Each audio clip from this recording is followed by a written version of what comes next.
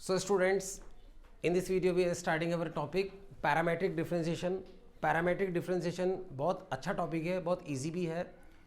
इसमें एक्स और Y directly related नहीं होते हैं, लेकिन वो दोनों एक ही फंक्शन के, दोनों जो है एक ही वेरिएबल के फंक्शन होते हैं।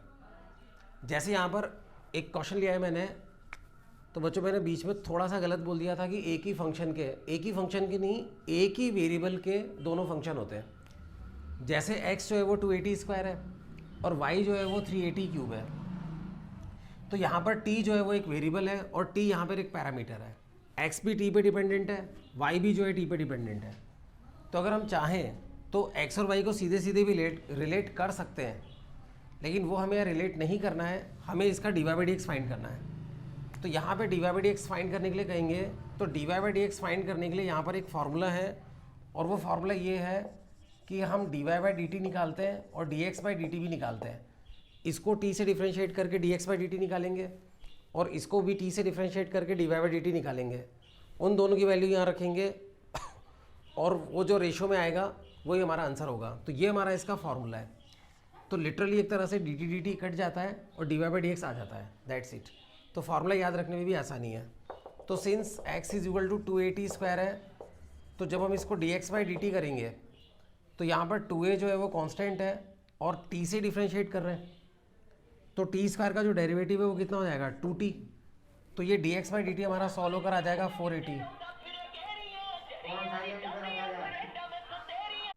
सो बच्चों इसके अंदर में हमने dx/dt निकाला, 480 आ गया। अब इसमें dy/dt भी निकालेंगे। तो since y is equal to क्या है 3a t क्यूब है, तो जब हम इसको डिफ्रेंशिएट करेंगे t के रिस्पेक्ट में यानी dy/dt, तो 3a तो कांस्टेंट है। तो बच्चों 3a कांस्टेंट है और t क्यूब का जो डेरिवेटिव है वो हमारा 3t स्क्वायर हो जाएगा पावर फार्मूले से। तो ये हमारा सॉल्व होकर 9a t स्क्वायर आ जाएगा। तो अब नीचे स्पेस नहीं है, वैसे तो नीचे लिखना चाहिए, तो मैं इसको यहीं पे लिख देता हूँ। बाकी ये स्टेप नीचे आनी चाहिए। dy/dt की वैल्यू हमारी क्या है 980 स्क्वायर और dx/dt की वैल्यू है 480। तो ये हमारा 9/4 a से कट जाएगा, 9/4 t आ जाएगा। तो इस तरह से हम dy/dx फाइंड आउट करते हैं। अब एक सेकंड क्वेश्चन भी लिखा हुआ है, तो ज़रूरी नहीं है कि हमेशा पैरामीटर आपका ना थीटा ही हो। पैरामीटर आपका जो है, अरे थीटा हो, गलत बोल दिया, पैरामीटर टी ही हो। थीटा भी होता है, कई क्वेश्चंस में थीटा भी होता है, सिंबल चेंज हो सकता है। तो इस वाले के अंदर में थीटा जो है वो पैरामीटर है, एक्स भी थीटा का फंक्शन है, वाई भी थीटा का फंक्शन है। तो इस वाले के अंदर हम क्या करेंगे dx/d थीटा निकालेंगे। तो a तो कांस्टेंट है, साइन थीटा का डेरिवेटिव क्या होता है cos थीटा, और फिर उसके बाद में इसमें dy/d थीटा निकालेंगे तो b तो कांस्टेंट है और cos थीटा का डेरिवेटिव होता है माइनस साइन थीटा। अब अगर हमें dy/dx चाहिए तो हम इसके अंदर में dy/d थीटा को डिफ्रेंशिएट, एक मिनट, dy/dx को डिवाइड करेंगे dy/d theta upon dx/d theta से।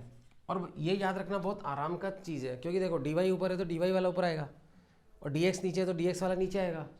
तो इन दोनों की वैल्यू हमने निकाल रखी, वो वैल्यू रख देंगे। तो ये a cos थीटा हो जाएगा और ये माइनस b साइन थीटा। तो ये माइनस a/b और cos अपॉन साइन क्या हो जाएगा cot थीटा हो जाएगा। तो इस तरह से आ जाएगा। और कई क्वेश्चंस के अंदर में ये भी पूछा हुआ होता है कि dy/dx पता करो, dy/dx, ये हमने dy/dx पता किया है, dy/dx पता करो at theta is equal to π/3। तो π/3 रख दो, डेरिवेटिव करने के बाद रखना है। तो π/3 रखेंगे तो cot π/3 कितना होता है cot 60 1/√3। तो इस जगह पे ये dy/dx जो है हमारा वो माइनस a/b√3 आ जाएगा। तो इस टाइप के क्वेश्चंस हैं। तो ये जो अभी हमने क्वेश्चंस किए हैं ये बहुत सिंपल क्वेश्चन है। हमारी बुक के अंदर में शायद एक्सरसाइज 9.6 है, अब मुझे एग्जैक्टली याद नहीं, 9.6 बोल दिया, एक्चुअली 5th चैप्टर है। 5.6 एक्सरसाइज है, उसमें ये पैरामेट्रिक डिफरेंशिएशन के बहुत सारे क्वेश्चन हैं, तो वो आप लोग ट्राई कर सकते हैं। ठीक है।